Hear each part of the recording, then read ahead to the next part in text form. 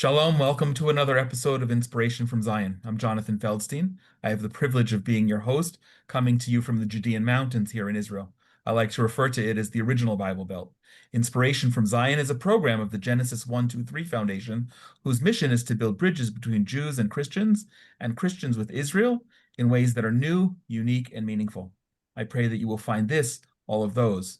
Through this program, we're excited to connect you to people and stories in and relating to Israel, giving you a window to look through, experiencing aspects of life here that you might not otherwise know about. We want this to be interactive, so please be in touch at inspirationfromzion@gmail.com and send along any questions and any comments about any topic anytime. Or you can reach us at genesis123.co or follow and like Inspiration from Zion on Facebook, Instagram, and Twitter. And I still say Twitter. Stay tuned until the end, where we're also going to share some exciting opportunities, and please feel free to share this with others who will also find it of interest. Today, as we speak, the 8th of July, there are some very high-level meetings taking place in Washington between President Trump, Prime Minister Netanyahu, members of their respective administrations, all relating to things that we're going to discuss. And it's a wide range of topics, and we have many questions. The meetings only began in the middle of the night here, Israel time, and there's been a great deal of talk and analysis and speculation. And as of this afternoon, Israel time, it was announced that President Trump and Prime Minister Netanyahu have scheduled an additional meeting to give a sense of what might be going on and analyze and look forward to all of the potential, well, at least much of it. I've invited two fabulous panelists who have both been with me before. Elliot Chodoff is a reserves major with a 35-year military career here in Israel and a political and military analyst specializing in the Middle East and the global war and terror and the intersection of these. Elliot is a frequently published commentator on a wide range of news sites and journals. And Elliot, it's always a pleasure to have you back. Jonathan Tobin is the Always a pleasure. editor-in-chief of the Jewish News Syndicate, jns.org, one of the go-to sites that I always tell people, if you want good, accurate news, jns.org is certainly one that you have to check out. He's a senior contributor to the Federalist, as well as a columnist for Newsweek, Israel Hayom, and other publications. He's also the host of the JNS Top Story and Top Story Daily podcast. Jonathan, it's lovely to have you back. I was saying just before you joined, it's probably a little more pressure for you being in the middle of the day because the news cycle is still continuing and you're in the midst of it, and Elliot and I are getting ready to go to bed in a little while when this conversation ends. So thank you for joining. I want to jump in. Elliot, I realized as we were preparing for today, it's nearly to the day, within 2 or 3 weeks maximum, 5 years, that you, if you remember this, you were the understudy for one of the very first webinars that we did as part of Inspiration from Zion. R.A. Lightstone was scheduled to be my guest, Right, and he was called off to Washington, and we didn't know what was going on. It had just right, taken place just after the massive explosion in Beirut, and you and I were speculating, among other things, what on earth could be going on, and neither of us right, guessed that it was going to be the announcement of the Abraham Accords. And right, and so it's interesting to have this conversation now because speculation has been rife. There's some things that are obvious, but we haven't seen an arrival of Prime Minister Netanyahu and all of the respective ambassadors and their people, along with Sarah Netanyahu in tow, sitting right alongside, waiting for some big announcement. Did we miss something? First of all, as you know, as we missed it last time, you're not going to know until you know. I Okay. think that we have to start with what I consider to be a standard caveat, which is to take every public statement with a grain of salt. There's a motive behind the motive. There's a classic anecdote about von Metternich being awakened in the middle of the night to be told the Russian ambassador has dropped dead, and he shakes his head and says, "I wonder what his motive could have been." There's invariably something behind the something behind the something. I think that what we can say clearly is that part of what we've seen up until now is a public mutual, I'm going to call it a love fest, and not to denigrate it in any way, because certainly from the Trump side, if he shows affinity and appreciation of someone, that has value, as we've seen the reverse of that in other cases. And Netanyahu as well, for, I think, very good reasons, whether they are truly deeply sincere or only politically sincere, is showing his support and gratitude for what Trump has done. And of course, sweeping under the table, once again, and I say this not criticism, but analytically, whatever difficulties they've had, and I can say, for example, Trump's truncating the Israeli operation in Iran by the precipitous ceasefire that he declared, these fall by the wayside when you consider the grand strategic issues that Israel is facing alongside the United States, and certainly not wanting to have, I'll call it, secondary conflicts getting in the way of that. Okay. Jonathan, I'm curious your comment on that, but isn't this a long way for Prime Minister Netanyahu to go for a love fest? No, it's not, because like any Israeli prime minister, Netanyahu understands, any Israeli prime minister and any American president, the Israeli prime minister always has to stay as close to the Americans as he can. In the case of Trump, it's even more important because it's very personal. And so all of what, those of us in the press might consider a lot of baloney, such as the nomination for a Nobel Peace Prize, whether you think Trump deserves it or not. This is all intended to butter him up. This is, it's very personal with Trump. He wants the respect. He wants the homage. And Netanyahu is going to throw as much of it at him as he can possibly do. That is important in of itself. Staying close to the Americans is a clear priority for this Israeli government, as it would be for any Israeli government, but all the more so now at this very perilous time. He also needs to, even if there is no peace agreement, no ceasefire to come out of this meeting, he needs to make it clear to the Americans, to try and sort of paper over the fact that these two countries, while in a grand strategic sense, have very similar priorities. Their interests are not at odds with each other. It's in both countries' interest that Iran and its terrorist proxies not triumph, that they be suppressed as much as possible. But the two countries' interests do not completely align because they are two separate countries. And the two leaders' priorities are not the same. Trump wants deals. He wants ceremonies. He wants to move on to, a new round of the Abraham Accords. If that's true, that may in some ways be very good for Israel, but Israel has to defend its own interests, which is primarily, as Netanyahu keeps saying, that the object is to destroy Hamas, not to sign a deal with it, to allow it to stay alive.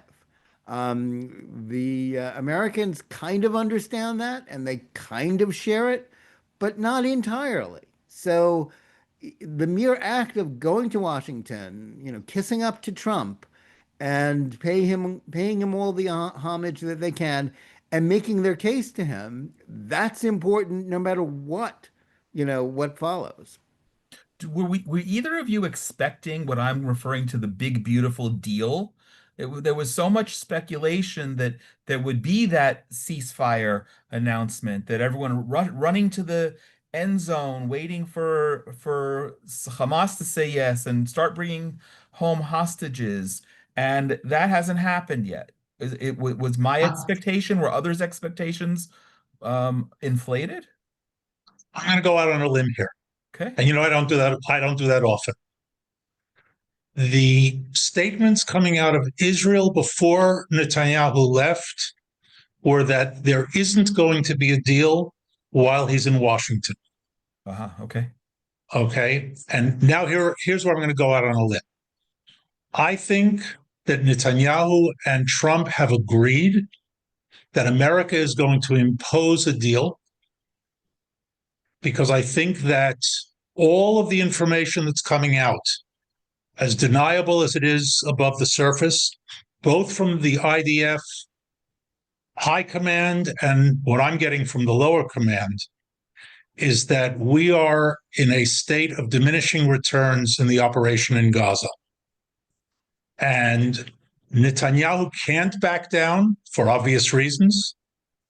The army can't declare defeat for obvious reasons. And we're not being defeated. Don't misunderstand me. Right.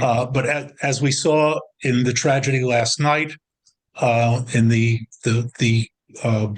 7 who were killed a week ago, we have entered The tragedy into last night, for those not following, the 5 soldiers who were killed. Right. But it was more than just 5 soldiers being killed. It was a unit walking into an ambush, being nailed in an ambush. It was bigger than a single event. And I think that we've moved into a phase where we're paying a higher price than the returns are paying off, for a whole bunch of reasons, I think perhaps beyond the scope of this discussion. And it would suit Netanyahu and Israel, I think, at this point, to have America impose it, for him to say, I really don't want this, but I have no choice because Trump is imposing it, and allow now again, terms matter. Like everything else, there's the right thing in doing it the right way. You can have the right thing, and there's no guarantee that Trump will do it the right way, but from an Israeli perspective. But I think that we are likely to see that coming toward the end of the week, maybe the beginning of next week, and hopefully in terms that Israel will get the best benefit it can from that. And the end game, as far as I'm concerned, is to allow the IDF to now step back, declare victory, because you can always do that, but really prepare properly, which we did not do for the next round, which I think is coming a year, 2, 3 down the road. Okay. Jonathan, were we expecting by the way, when we're speaking about a deal right now at the moment, we're speaking very instinctively about a deal with Hamas in Gaza. We haven't even begun to speak about Iran yet. But Jonathan, were you expecting something? What do you think Elliot's on target, that Netanyahu may either can't say no or may in fact want something imposed? Well, he might well be right. I was not expecting a deal, along with this, along with his visit, just because there are a lot of moving parts here. And remember, Hamas gets a vote.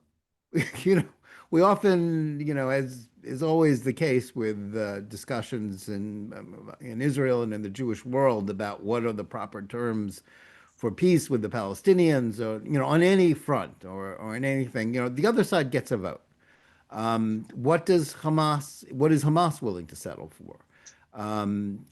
If indeed Israel is being asked to withdraw its troops from Gaza, and in essence, Hamas is going to be still standing when this is over and still governing parts, much of Gaza, if not all of it, then the only people, then the IDF won't be the only ones declaring victory, and maybe Correct. Hamas will have more reason to declare victory than the IDF. That's a real danger for Netanyahu. And the notion that, well, okay, it's time to prepare for the next round, then the question to ask is, was the last 21 months of warfare just another big round of what they used to call mowing the grass, in going in and trying to push back Hamas and just making it better for when the next time they strike? If that is the case, then Netanyahu's got a lot to answer for. That is not a deal, I think, that he wants to sign. Yes, he would, if there is to be something, it would be better if it's what Trump wants and somehow Netanyahu can defend it. But it's also a question of understanding what is it that Trump wants, and we can try and get inside his head, but that's really hard because nobody else in this world thinks like Donald Trump, and in some ways that's very good, in some ways not so good. But we don't know what Trump is willing to settle for, let alone what Hamas or Israel is willing to settle for in this. Um, Other than the fact that we do know that he wants a deal of some sort. He wants to announce something that he can add to his list of, second term triumphs, because that's how he will spin it. And he'll have more reason to say that it's a victory than perhaps Israel will. Right. On the other hand, Trump is not insensible to Israel's security needs. It's not like this is not, as if Kamala Harris were president now, and she would be okay with Hamas surviving and Hamas winning. I don't think Trump really is. So the details do matter, and I wouldn't make any assumptions. I mean, there may be a ceasefire hostage release deal by the end of the week or early next week. I wouldn't dispute that as a very real possibility, or there may be none just because there is no deal to be had at the moment. And so what if there is none? And Trump has repeated since before his inauguration several months ago that he all hell will break loose. I don't remember the actual language he used this week. It'll get worse. I'm wondering, is there, pun intended, a Trump card? Is there some influence over Hamas, which you correctly said, Jonathan, that they have a vote? They're currently holding 50 hostages, and they are still standing. Well, 20 of whom may be alive. Correct. I can't fully answer that question. The notion that Qatar can somehow produce Hamas, I think that's been exposed is not really true. They couldn't broker a deal with Iran. I don't know that they can really broker a deal with Hamas or what's left of Hamas. As I said, they get a vote, and rationally, it would seem if there is a deal to be had that allows them to stay alive in Gaza, if I were them, that's what I would take, as opposed to what. But that's not clear that's what they're going to do, and on what terms, and how closely will the Americans, what is the distance between the American position and the Israeli position? We don't know that for sure, how that's going to play out, because this president is not insensible to Israel's security needs and to the need to defeat Hamas, but he also wants a deal. And just as Netanyahu, on the one hand, would like, to remove the domestic pressure to end the war, he's sensible to the fact that the army is losing people, and it's not clear how long it will take to achieve final victory, if indeed it can achieve final victory. But these are all variables, and again, it boils down to whether someone on the other side is going to be willing to agree to it. Yeah, thank you for that, Elliot. I want you to comment, but can I frame it in the context? Shortly after the war began, 21 months ago, you and I had a conversation. We were assessing what the goals of the war were: complete victory and return of the hostages, being the two, and the Hamas wouldn't be able to rise up and control Gaza in the future to continue to threaten Israel. If any of those are I mean, they are still the goals. What Jonathan just said a minute ago is it sounds like we're not achieving any of them. No, so I think we have to first of all look at Hamas as sort of a three-tiered power system, where the top tier was its military capability, which we destroyed. In other words, its battalions, its brigades, its infrastructure on the military level, the weapons production on a grand scale, the rocket systems, we've eliminated. And that we can mark as a victory without any doubt. The second level is the level that we're facing now, and that is the guerrilla organization. And here, the guerrilla organization is much more difficult to destroy. It's more decentralized. In other words, taking out the leadership of the military organization, just as the attack on Hezbollah and Iran, taking out the leadership, destroyed the coherence of those military organizations, guerrilla organizations are much more decentralized. They don't rely as heavily on a high command, and the nature of the beast. And we're seeing it now: higher casualties for less return. There's less organization to destroy. And when it comes down to kill a few of them versus killing a few of us, we're seeing casualties go up and results basically not go down, but the curve sort of flattening. There's a third level, a lower level, I call the thug level. And that is Hamas's ability to impose its will on the Palestinian population.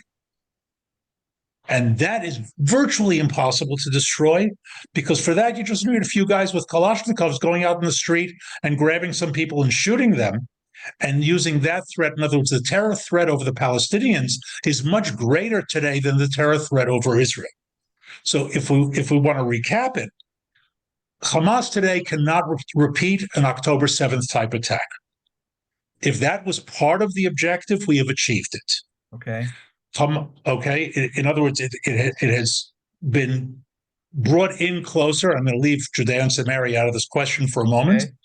It still has a capability of launching terrorist type attacks, as we saw what happened in Bet Hanun with the ambush last night, and the 5 soldiers and others being wounded, is right over the border from Sderot. Yes. So their capability of launching old school, old style. I'm talking, just what's called the Second Intifada. I call the terrorist war. But in any event, that level of attack, they still have the capability to do. And of course, to control or impose their will on the Palestinian population, they also have the capability. Right.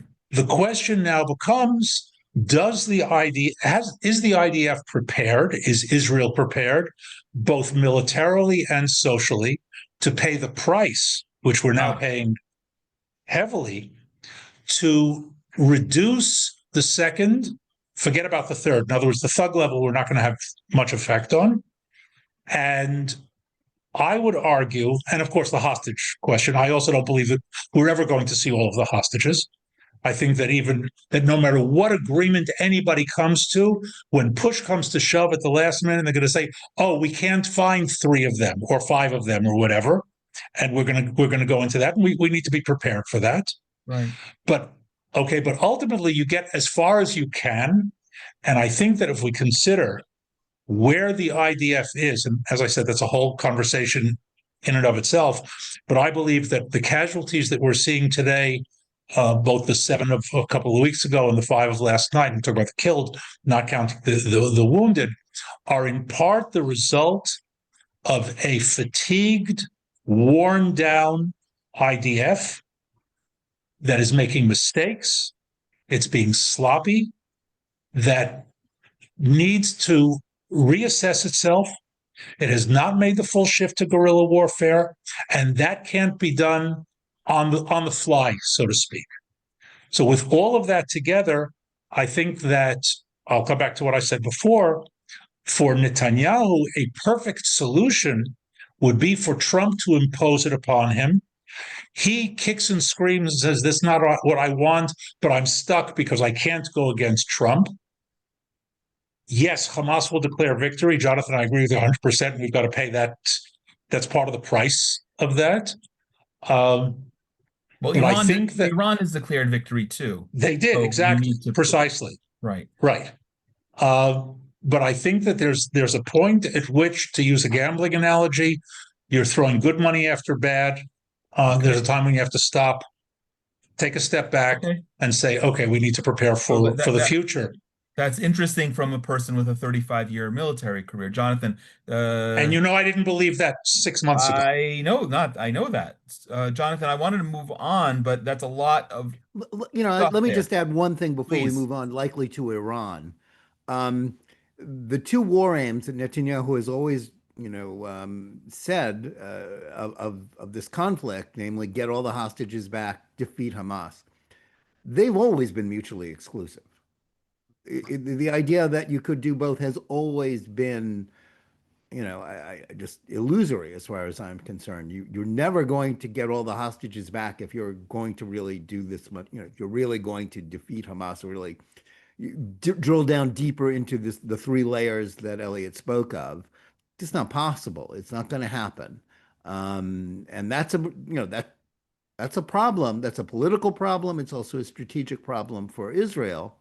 It's also not America's problem. America has other, the United States has other priorities here. Right. Okay, that I think that may be one of the takeaways from this conversation. You're right, and Paul, you're writing from Chicago, asking a question which I think Jonathan just answered. How can Israel justify losing all the soldiers for only 20 hostages? It doesn't make sense. Hamas should have been over months ago. When will Israel stop feeding their enemies and start shipping them out of the land? Okay, but I think Jonathan just gave a cogent answer that the goals are indeed potentially mutually exclusive. Yeah. Obviously, Okay. That's been pretty obvious for a Right. long time, and Okay. I'm not I mean, we're sort of laughing at the futility of it. It's a tragedy, but that is a reality of who who you're dealing with. The other side gets a vote. Okay. They're not going to just meekly surrender and give up their only leverage. They're not going to do it.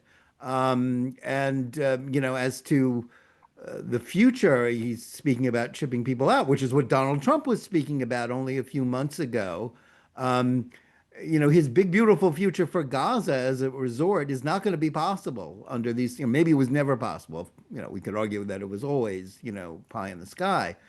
But if this deal requires Israel to pull out of Gaza or pull out of most of Gaza, then you're just back to where you were with a Hamas that has absorbed tremendous damage, but damage that they could repair.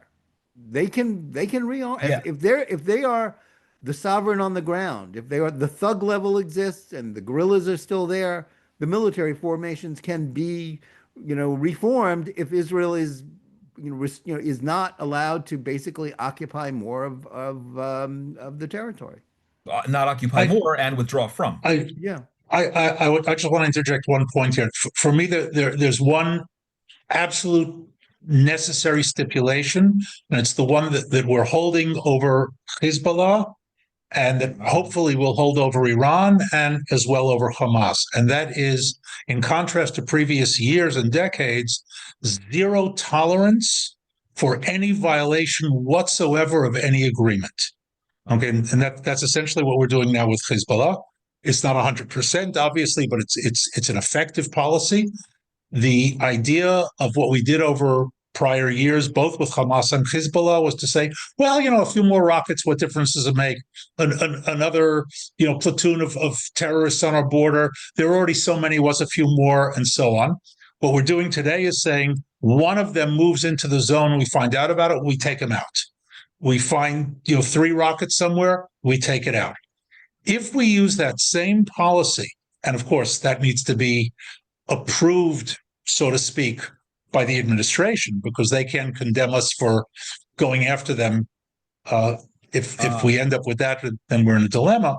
But if that's part of the package, then we're in relatively good shape, giving us once again, I think this is critical, the breathing space. The IDF needs to sit down, rebuild, reorganize, rethink, redoctrinize, and we're seeing the results. And here I want to be clear.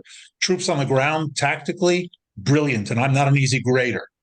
But on the command level, on the management level, on the personnel level, I think we have not, and the doctrinal level, we have not done a particularly good job over the past year and a half. Okay, thank you. I want to move on, and I want to use an unusual segue. If we're talking about Gaza and a forced deal, a deal that doesn't complete what the prime minister has been saying from day 2, what the objectives are, and we were going to elections in the short term, Netanyahu will lose and will not be able to form a coalition. However, the paradox is, just 2 weeks ago, in the wake of the success with Iran, if he were to run again on that, and there was speculation that even he might call early elections as a result, he might win. He might be able to put together a coalition. How I want to use this as a segue to speak about Iran, but how do you, either of you or both of you, see the prime minister's strengthening himself, being in Washington, the potential things that are going to come out of it, and his political future with, at best, elections coming in 15 months? Well, if we're switching to political analysis, then, there's some give-ins here. Prime Minister Netanyahu, his obituary has been written many, many times, his political obituary, and it's always a bad idea.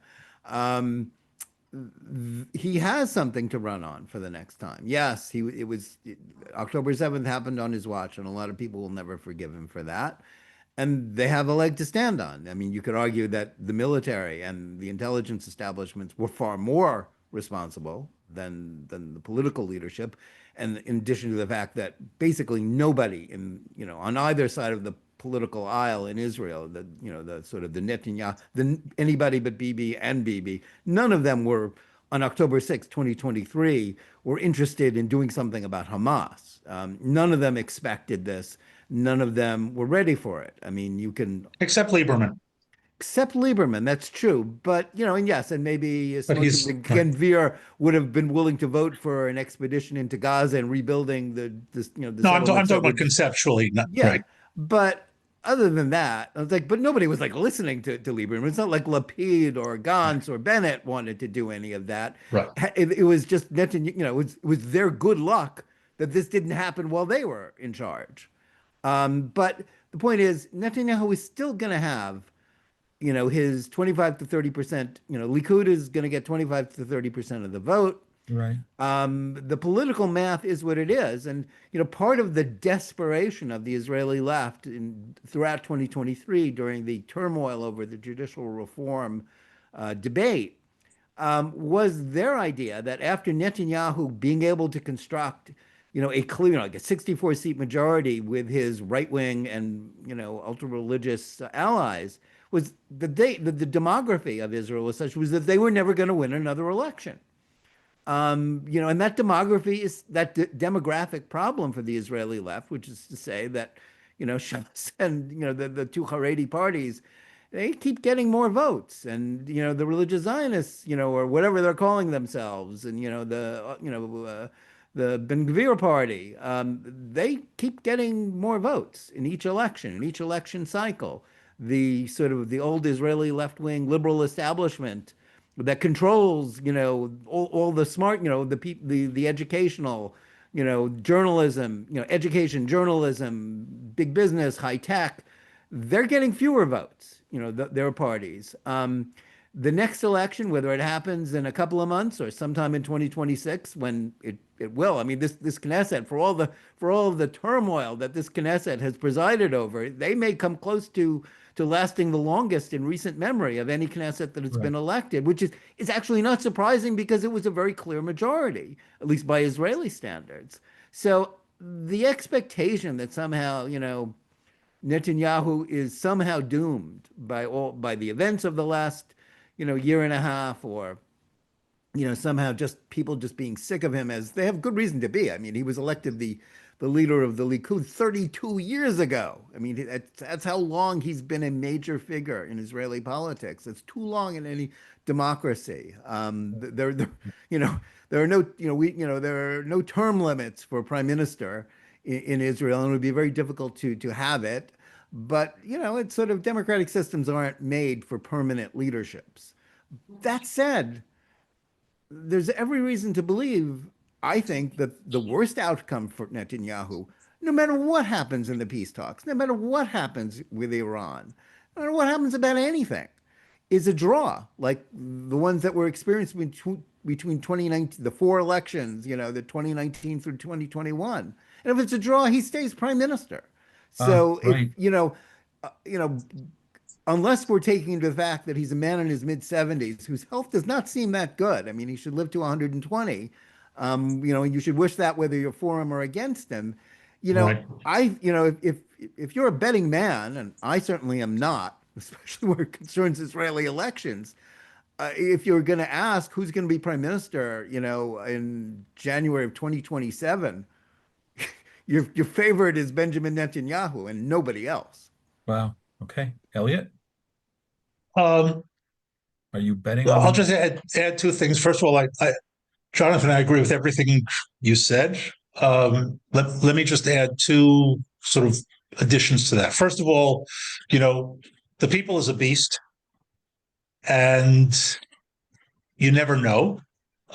There are, and here I want to move to really the second part, the more important part of what I wanted to say, and that is we're focusing on October 7th, hostages, Iran, and that sort of thing. A year from now, much of this may be behind us. And then other issues come into play. Now, once again, hard to measure impact. Economics. We haven't begun to feel the cost of this war. No. And we're likely to feel it a year from now much more than we feel it today. The aftermath impact, and I'm talking about reservists, socially, economically, that too, we're hearing about it. It's there. Incidentally, Jonathan, as you know, I still serve in the reserves. I'm only 69. I'm out there and I hear it and I see it. I think that is going to bounce back against the establishment in the coming year. There are tough to call issues. The ultra-Orthodox service, non-service, the people, the constituency that will feel the most non-represented by its representatives will be Smotrich's constituency, right? The religious Zionists who are the hardcore servers, and he's standing with those who will not serve. Right. Now, I'm throwing all of this out as the spoilers, and I'm not going to make predictions, but just to keep in mind that, as you said, the Likud may get 30%, and I have no reason to dispute that assessment. I think you're as correct as we can be from where we're sitting at the moment. But that means he's going to have to put together a coalition of another 20-something%, and he may not be able to do it. And that leaves another imponderable. What about the other side? Now, we know that the far left in this country is gone. Right. But let's be serious. Our domestic political propaganda, as promulgated by Netanyahu, anybody who doesn't agree with him is a leftist.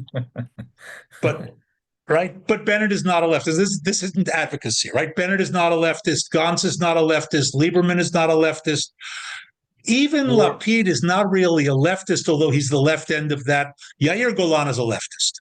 But we're not even talking about the potential parties that may arise yet in the next month. And that was my other point. There's a surge now in the center of parties made up, by the way, in large part, reserve officers who are starting to coalesce into all sorts of movements. I have no way of predicting what their impact will be, but they will certainly, if they have any success, that success will be at the expense of the right, not the left. Correct. So, okay, I too would not argue with the thing that you're saying. These are the imponderables, Right. Yes. If you throw in the sort of what are the black swan events that are going to occur in the next 12 months, you're entirely right about the economics. It's probably better for Netanyahu to hold the election before that fully. Israel's been running as total a war as it's ever waged in its history on credit. Yes. With hundreds of thousands of people, having their wages being paid, and who's paying for that? This country's the piper's going to come around. Israel's economy was not in the most solid state even before this war. Like, where is this money coming from? Who's coming up with it? But that's a problem. He'll worry about that when he gets to Right. it. And the fact is, nobody on the any of these parties has a solution for that. None of them Right. have, it's just like with what do you do about Gaza on October 6th, 2023? It's not Right. like anybody has any real ideas about what to do about that. No, of course not. But his opposition is going to lay it legitimately at his Sure. doorstep. Sure, Okay. absolutely. And can I just sort of follow up on one couple of things that Please. you've said that I think really, it's the historic, it's this, my discipline that I studied was history, not journalism. Israel's upper echelon, as much as I've reported and spoken to people when I've been in Israel, it's like the lower ranks, the junior officers have all performed brilliantly in this war. And I haven't heard a Yes. single dissent on that. The morale, it's like even now, and yes, they're exhausted. When I talk to people going in and out of Gaza, like their morale is really high. They know why they're fighting. Yes. They're fighting to defend their homes and their families. But the generals, the upper leadership of the IDF, there's a lot of accountability here, and not just Yes. about October 7th, but about the war that was waged after October 7th. Yes. The military historians are going to have a field day with the mistakes they've made and with the lack of a coherent strategy, even to this day. They're going to have there has to be some kind of accountability for that, and it's going to require more than just a commission. I am convinced, and I say this only partially tongue in cheek, that not a single general in the IDF has read Clausewitz. Yeah. And do you want to tell people who are following who don't know who Clausewitz is, Karl von Clausewitz was a German strategist, general strategist, who wrote one of the books, Okay. and maybe the important book, called On War. Frankly, unreadable in every language, but nonetheless, it's the text, as it sounds, on war. And it is the strategic text that is the fundamental reading for any military professional. The other one is Sun Tzu's Art of War from 2,500 years ago. And there are others, but I say Clausewitz more as a euphemism than the book itself. In other words, I'm not seeing the strategic, intellectual depth that you would expect to see from a general staff. And yeah, they seem not to understand, the military leadership, not to understand that war is policy by other means, if we're going to quote Clausewitz. By additional means, but yes. Yes, that's right. This is a great conversation to moderate when I just get to sit back and observe. Thank you. I want to pivot to Iran. Iran and then by the way, I have to interject one more thing, and that is Sun Tzu. If you know your enemy and know yourself, you need not fear the outcome of 100 battles. And I'm not convinced that they know either the enemy or themselves. Okay. To be continued, and as I think we've agreed, the Gaza issue is not something that's going to be solved anytime soon, and so maybe that'll be a different conversation strategically. What happened in Iran, Operation Rising Lion and Midnight Hammer, miraculous, spectacular, as far as I understand, and either of you can correct me, virtually flawless. We suffered a little bit here and still some trauma and a lot of homeless people and a few dozen who were killed. But I was speaking to someone who called from Georgia today asking how things are as I was driving around the streets of Jerusalem, and it was as if it felt as if nothing happened. But the speculation that's been made public is that, okay, with all of this, we set back the Iranian nuclear ambition a couple of years, and they still have the ability. They can refinance and build it back up. The question is, will they want to? So my question to you is, what was not done? What's missing? And as it relates specifically to the meetings that are taking place in Washington right now, what are they talking about? Trump has been saying that they want to have negotiations. There's not been an indication that isn't in fact happening. Do we need a treaty? Do we not need a treaty? Can we trust a treaty? First of all, go ahead. okay, good. All right. Let's start with the misnomer. It was not the 12-day war. It was a 12-day campaign. Correct. The war with Iran began in 1979. And by the way, it was a war that began both with Iran and Israel and Iran and the United States. Yeah. Once again, a discussion in and of itself. The campaign was, if we look at it from the delivery point of view, as perfect as a perfect campaign could be. From the results point of view, I would say very good, but it was a campaign. In other words, it didn't end the war or the conflict. The only thing that will end it, and here I think grand misconception by Trump and his administration, ultimately there's nothing to negotiate with Khomeinists, with radical Islamists. It's like negotiating with an Orthodox Jew about whether they're going to eat pork or not. For them, destroying Israel and wiping out the Jews is a fundamental religious point. Khomeini makes that clear in his great work, Islamic Government. The Jews are the enemies of Islam. What? His great work. Great in terms of his magnum opus. Okay. Second paragraph, page 1, the Jews have always been the enemies of Islam. Okay. How much clearer do you need to be? That's 1960s. So the idea that, well, we're going to talk them into accepting Israel is utter nonsense. Right. Last but not least, what Israel was doing in the final stage before the Trump-imposed ceasefire in 4 hours was actually doing damage to the regime control institutions, the IRGC, the Basij, the attack on Evin prison, and the like, that may have, and I emphasize may, and we've discussed this in the past, may have permitted the Iranian opposition, the people themselves, to take a shot at the regime. Regime change in Iran and anywhere else, as far as I'm concerned, is great American errors in Iraq and Afghanistan, is that regime change doesn't come from the outside, it comes from the inside. Okay. And we were in the process of giving them the opportunity if they wanted to take it. And I'll repeat what you've heard me say before, one of Elliot's iron laws: revolutions and uprisings succeed when the rebels have more people willing to die than the regime is willing and capable of killing. Right. And we were in the process of reducing that capability when Trump basically shut it down. Jonathan? Well, here is a position, here's a point on which Israel and America's interest, shall we say, they diverge to some extent, not completely, because it is not in America's interest to allow Iran to have a nuclear weapon. I think Trump understands that the Iranian regime is dangerous.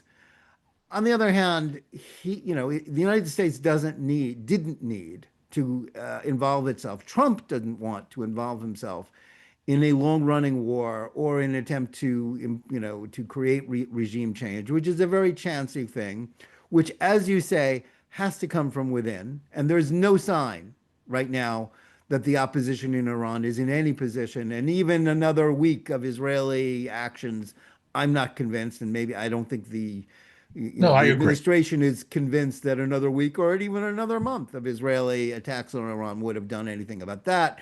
The Shah Jr., the Crown Prince, it's like there are a lot of American Jews who just love him. I mean, it's nuts. He's not the future of Iran. That is, you might as well ask for the Romanov heir to come and go do that.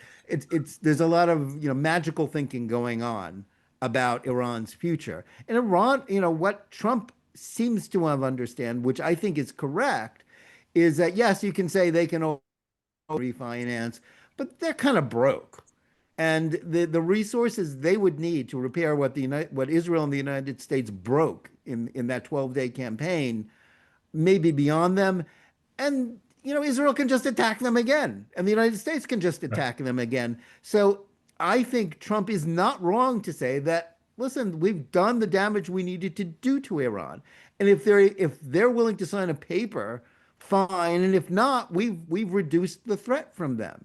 And that's a clear strategic victory for both Israel and the United States. It has all kinds of implications, including, which we haven't gotten to, Trump wants to revive the Abraham Accords. He wants the Saudis to join it. As I've written myself, I'm a big skeptic about the Saudis ever fully recognizing Israel. Anything could happen, but I don't believe it's ever going to happen. I think they like the relationship just fine under the table.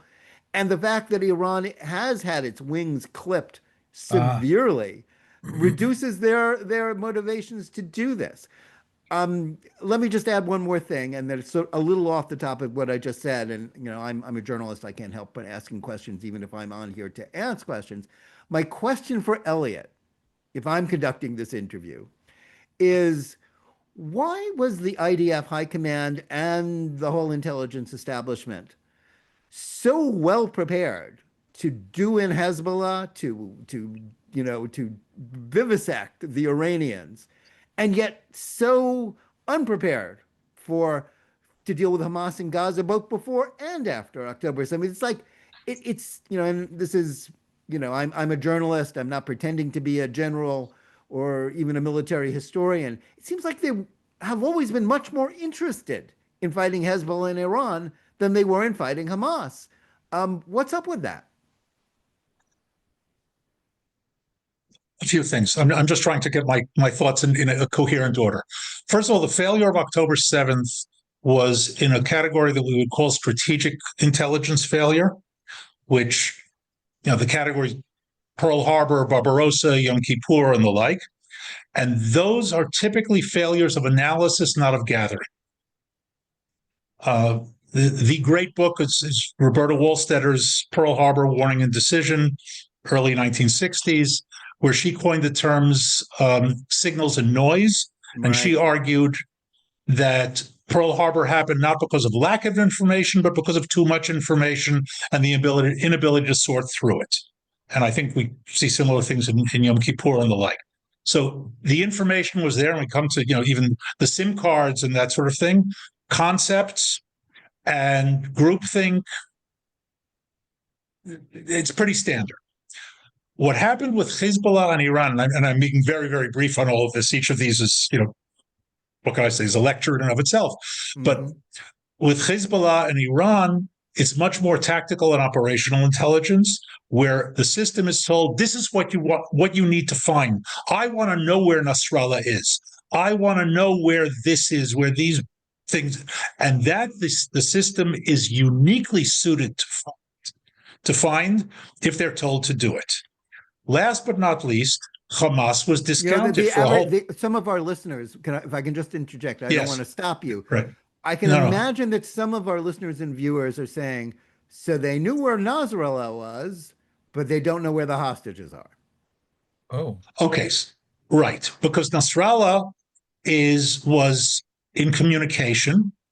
And once you have to communicate, look, Sinwar was a hard guy to find because he was sending information by handwritten note and handing it to trusted people. The fact is, we got him more by luck than brains, but still, if you press enough, eventually you're going to. But Nasrallah was in contact, he was running things, and he was traceable. Hostages are being scattered. By the way, they learned a lesson from Entebbe. They're not all in the same place. Right. They're scattered around. A single operation is not going to rescue them. They're not stupid. But just to finish the point, Hamas was always discounted for a variety of reasons, including, and here we have to start with Netanyahu, the idea that they can be bought off, the idea that they're not serious, the idea that if we give them money, they're not going to want to overturn things.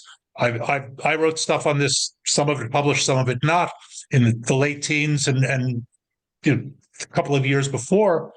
One of the lines of one of the papers that I wrote that wasn't published is that prudence should not be confused with moderation. And it was. So it was conceptual much more than it was gathering and sort of information analysis. It was sort of a higher level analysis. So when the information was coming out already on the night of the 6th and 7th, It was being looked at in the wrong way. Yeah, Yom Kippur all over again. Yeah. It's an exercise. They're not really going to do it. And there's a lot of human mentality in this. There's a lot of wishful thinking in this. There's a lot of the higher ups have said that they're deterred. Who am I to tell them that they're wrong? Laziness. And here, I'm sorry, here I agree with what you've implied, and I'll state it outright. The professional level of the IDF High Command as a group was very low. They made poor decisions for over a decade. There's not going to be a war anymore. We don't need heavy equipment anymore. We don't need 4 squadrons of Apache helicopters. 2 will do, etc. I mean, again, we can go on endlessly on that. That all leads us to the 7th and the aftermath of where we are today. Okay. Yeah. Thank you. Thank you for asking the question, Jonathan.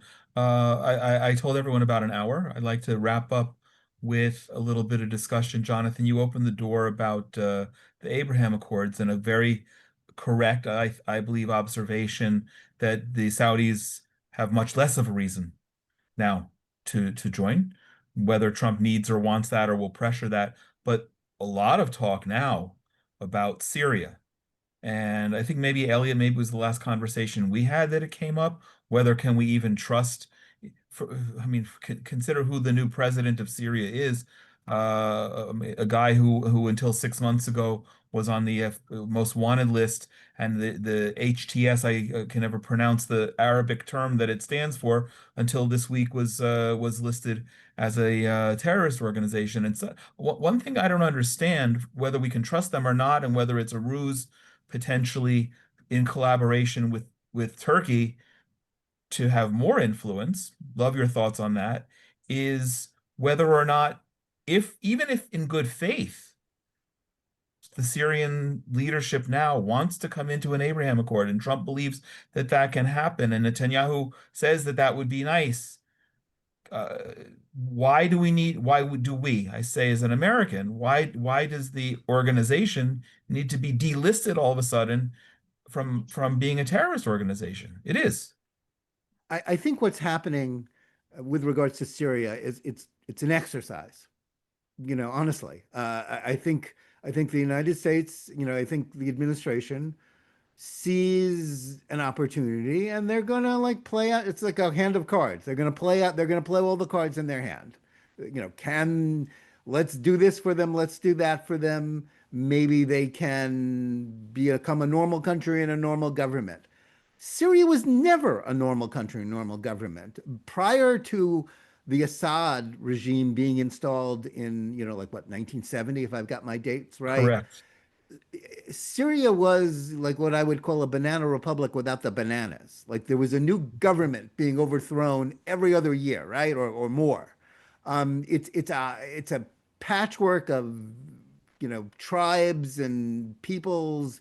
It's kind of a made-up country like Iraq was. And as the United States learned to its sorrow and its cost in blood and treasure, Iraq is a made-up country. Syria is also a made-up country. Correct. The notion that Syria is going to become a normal country and have normal relations with Israel and its neighbors seems to me like, okay, it's like, let's war game it out. Let's see if it's possible. I'm not going to say it's impossible. I'm just saying it's really unlikely. And that much of the discussion about Syria is entirely, listen, as a journalist, we're supposed to report the real world, not the world that we want it to be, which is not exactly how most, mainstream journalism is now, as they've embraced activism rather than journalism, which is a lecture for another day. But there's a lot of magical thinking going on here about Syria. And I think actually a lot of magical thinking about the Saudis as well, for some, same reasons. It's like, yeah, we'd like it to happen. Israel, if I think any Israeli government would be smart not to lower its guard for a moment. The United States can afford to play with Syria. So you take them off the terrorist list, you give them some aid. What does America have to lose there? Not much. Israel has a lot to lose in this, if it lowers its guard. It should never lower its guard towards Syria. It's much more likely to dissolve into chaos. And whoever is in charge right now, he could be, like we're saying, like who's going to be prime minister in 2027? Like, I wouldn't bet on, the current guy still Jolani. being there in Right. 2027. Excellent. Elliot, anything to add on that about Syria? Well, to add, not to contradict, I think it's worth a play. I absolutely agree. Keep the guard up and keep it up and forward. The removal of first Jolani and then his organization from terrorist list is an immediately reversible, non-heavily commitment kind of a gesture. Likewise with sanctions. If the condition for some sort of, I use the word normalization in the minimum sense of the word, between Syria and Israel, is for Israel to give up concrete assets, meaning ground, territory, security, then the answer is categorically no. If it's some sort of symbolic, I don't know what, let the Syrians raise a flag over Quneitra again, then, okay, I'll cut them a little bit of slack. But here I think we need to take the Missouri approach, show me. And a year, 2, 3 down the road, let's start making baby steps when we see that this government has been established, A, and B, what it means, and not just words.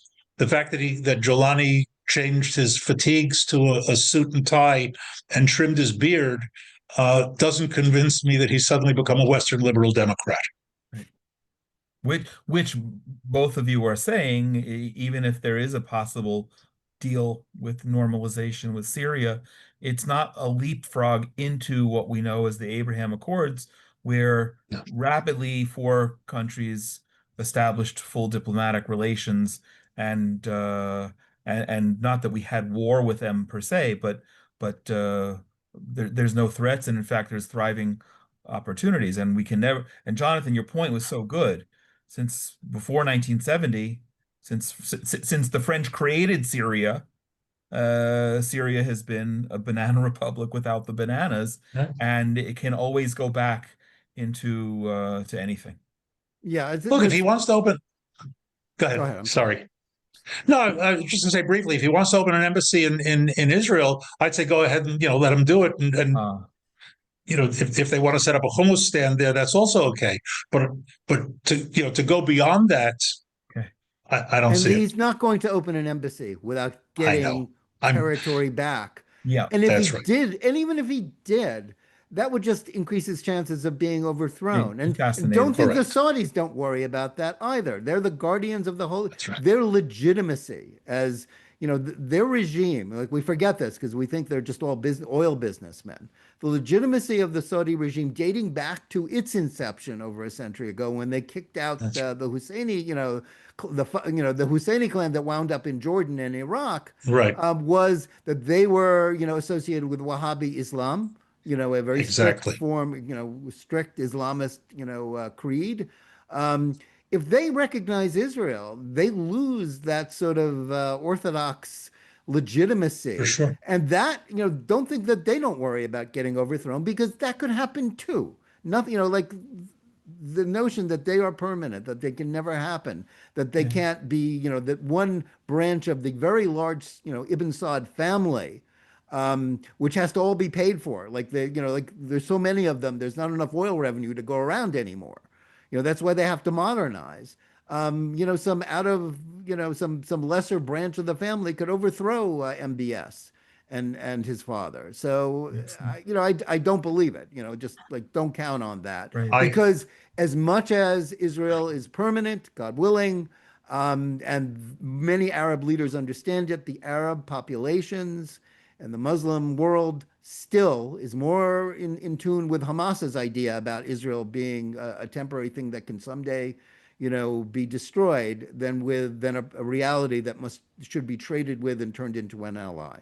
Excellent, thank you. Yeah, let me just add a simple point, and that is you mentioned the Saud family and the Wahhabis. I think it's important to note that all of the Ibn Sauds are descendants of Ibn Wahhab as well. It was an agreement by marriage between between Saud and Ibn Wahab, and all of the royal family are descendants of both. Right. Excellent point. We're going into, we quickly ran into a graduate level. So there are a lot of people following who I know don't know all of the history and who Ibn Saud is and Wahhab, and we've heard of Wahhabism and the whole history of Syria. We could go in that. We've Maybe given that would people be a a lot very of reading to interesting. do, but It's a lot go of ahead. reading. It's a lot of reading. Maybe we'll do Do your another. homework. We'll do an hour on that, but if you have questions, not now because we're running out of time. And this has been such a great conversation that I haven't even offered those watching live during the course of it to ask questions because you're answering them all. But I want to give one last round, and then I want to invite Paul Lagno to just come and close in prayer. Netanyahu and Trump, we're coming back to Washington. Netanyahu and Trump are meeting again tonight, and I believe he's sticking around until tomorrow.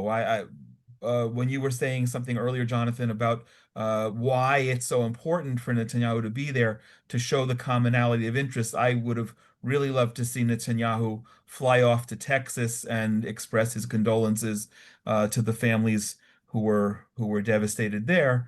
Just as a human Kind of a being. Okay. logistical problem. I mean, they have enough Right. trouble getting him to Okay, Washington, agreed. and But it would have you been, know. it would be nice. What else do we have to look for in the next couple of days? What are the flags that you're looking at, even though we won't know a lot of the details, to kind of give an indication where this is all going?